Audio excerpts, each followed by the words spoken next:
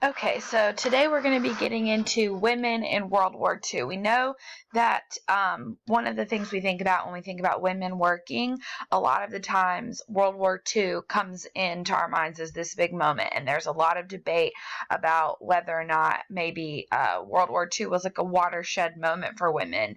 There's definitely much more female involvement in World War II than we've ever seen in any other U.S. armed conflict before 1941.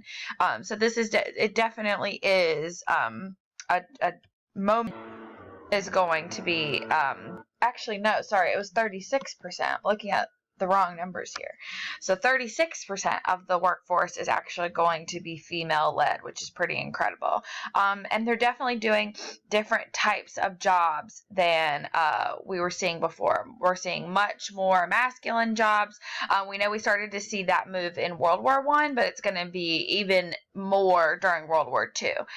Riveting was definitely the most known job for women, and that's actually because of the propaganda and jingle of Rosie the Riveter. I'm sure you've seen the poster with her, with her arm, her bent, and her fist saying, "Yes, we can." That's Rosie the Riveter. She had her own little song, and it played on the radio, and those posters were all over the country, and it encouraged women to vote. So you see these two African-American women down here in this poster. They're riveting. That's literally what that job is. If you've ever been to the American History Smithsonian in Washington, D.C., they have this little area where you can do some rivets on a board, and they'll time you and see if you can do it as fast as a woman would have had to do it on the production line during World War II, which is kind of funny. But I guess the biggest change for women in World War II isn't necessarily the amount of them working, because like I said, we're going to see more women working, but that's kind of normal during the war. What's so much different from World War II than to World War I is the type of women working. We're going to see much more married women working, more moms working, and because of the propaganda, it wasn't really like normally, even during World War I, it was like once you were married, you would stay home, regardless of whether or not you, because most of the time, unless your family was really poor and you really needed the money, if you could stay home, even in war, you were staying home for the most part. But we'll actually see much larger percentages of women who are married and mothers who don't necessarily need the money going to work because they wanted to help in the war effort and support the war effort. And that's definitely going to be a game changer. The federal government's going to have to spend millions of dollars on childcare because we have so many women working, which is definitely a positive. The next biggest change we're going to see for women is women being allowed to participate really in the service. That's certainly new. We've seen women serve in non-combat capacities like Hello Girls in World War I and nurses through pretty much every major American conflict. But what's different about World War II is that women can actually enlist now. Really, the first way women were able to enlist was the Women's Army Auxiliary Corps, which you see in that poster right there on the right, which was founded by a woman named Edith Rogers. They served not only in Europe, they served in Africa, they served in the Pacific. These women did all sorts of jobs, not serving in combat. They weren't fighting in battles, but they were a military regiment. They landed in Normandy after D-Day. They served in the Philippines and the Pacific, so a variety of ways. And there were women who were killed in action, just not in battle, whether it was in a bombing campaign or something like that. There were times where women lost their lives, not necessarily fighting, but certainly serving in World War II. They did serve in segregated units. They did have an all African American regiment led by a woman named Charity Early. And that regiment had to be capped at 10% of the total U.S. population of African Americans. So, for example, the African Americans made up 10% of the American population, so they wouldn't let Black women in the WWIIs make up more than 10% of the total number of WWIIs. So there were about 800 enlisted women and 30 officers who served in the African American regiment. And then, like I said, multiply that by essentially 10, and that's how many women are going to serve total for the WWICs. But those women are serving in the Army. They had similar organizations for the Coast Guard, for the Navy, for the Marines.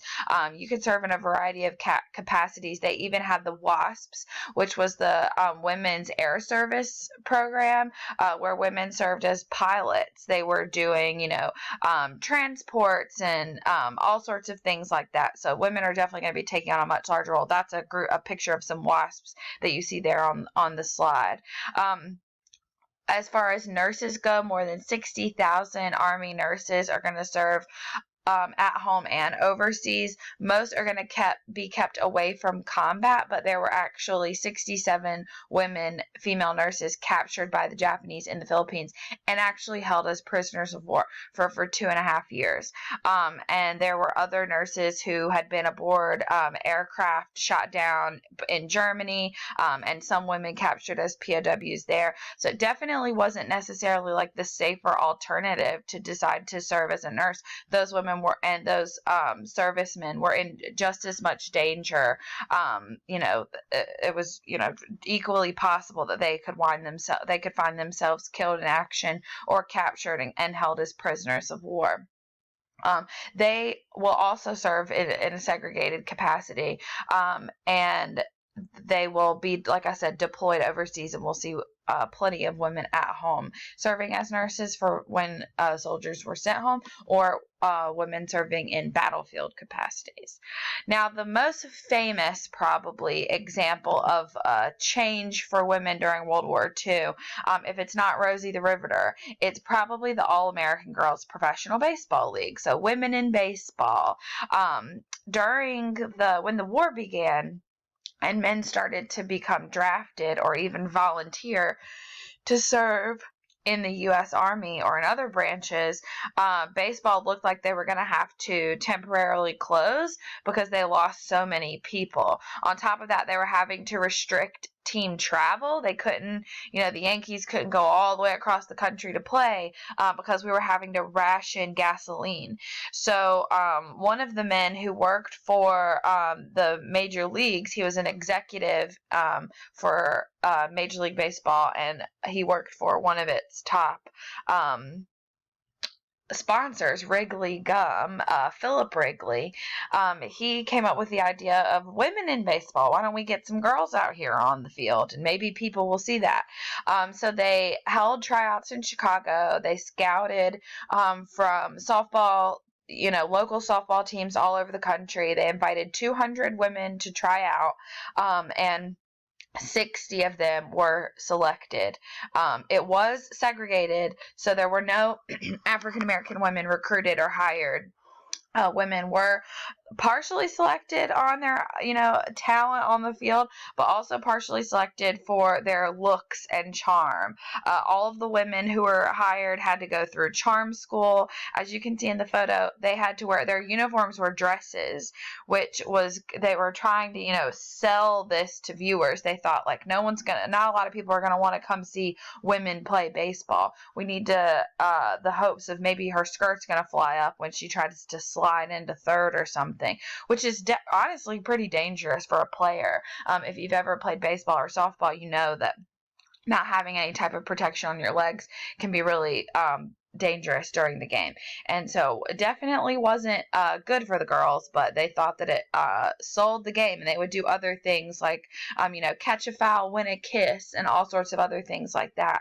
And they would do, interviews with the girls, and definitely showcase the ones whose either husbands were off to war or who were single.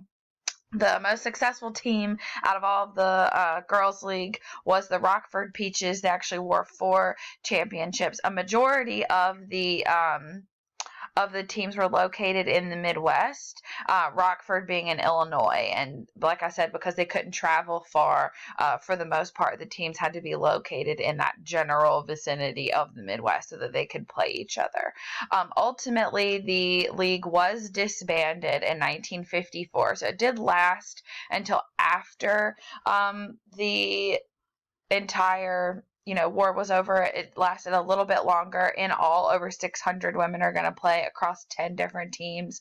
900,000 people are going to come to watch these games. So at its peak, in 1948, the people were really loving the All-American Girls League, but it didn't last long, especially after once the guys started to come home and the producers started to focus a lot more on the men's league again. And all the celebrity players started to get back onto the field. These women sort of faded into the background, but they were inducted to the Baseball Hall of Fame. They basically created the Women's Baseball Hall of Fame in the regular Baseball Hall of Fame in 1999 and began inducting women in there. And there's a great movie that we would watch in class called A League of Their Own that I definitely recommend, with Tom Hanks and Rosie O'Donnell, Madonna, Gina Davis. Very good cast, very good movie. If you haven't had time to see it, if you watch it, write a little summary and I'll give you extra credit.